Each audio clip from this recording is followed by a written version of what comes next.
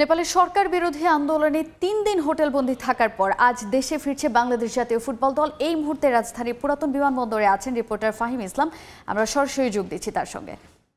ফাহিম, কাটিয়ে অবশেষে দেশে ফিরছে বাংলাদেশ ফুটবল দল। নেপালে আটকে পড়ার পর প্রায় আটকে ছিল বাংলাদেশ ফুটবল দল 2 দিন। এরপরে কিন্তু বাংলাদেশ বিমান বাহিনীর একটি বিশেষ বিমানে, কার্গো বিমানে কিন্তু আটকে পড়া ফুটবলার এবং সাংবাদিক সহ বাংলাদেশের যে নাগরিকরা আছেন তাদেরকে নিয়ে আসলে কিন্তু যে বিশেষ ফ্লাইটটি, সেই ফ্লাইটটির ব্যবস্থা করেছে বাংলাদেশ বিমান বাহিনী এবং সেই ফ্লাইটটি আসলে বাংলাদেশ আজকে বিকাল 3টা নাগাদ যে বিমান বাহিনীর একে খন্দকার ঘাঁটি সেখানে পৌঁছানোর কথা রয়েছে।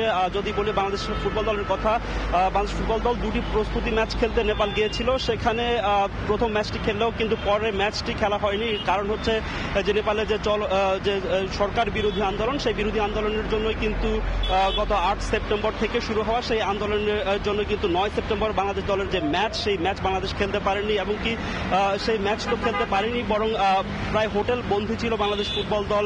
2 দিন হোটেল বন্দী ছিল।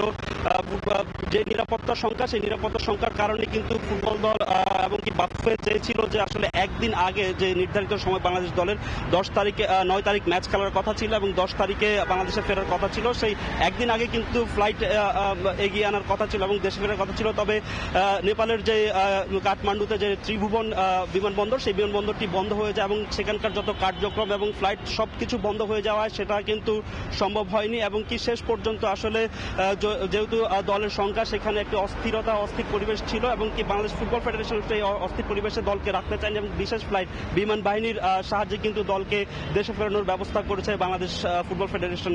তো বাংলাদেশ দলের দেশে ফেরা নিয়ে পুরাতন বিমানবন্দর থেকে এই ছিল আমার কাছে সবশেষ খবর। বাংলাদেশ জাতীয় ফুটবল দলের দেশে ফেরার সবশেষ খবর জানাতে ঢাকার পুরাতন বিমানবন্দর এলাকা থেকে আমাদের সঙ্গে সরাসরি যুক্ত ছিলেন সহকর্মী ফাহিম ইসলাম।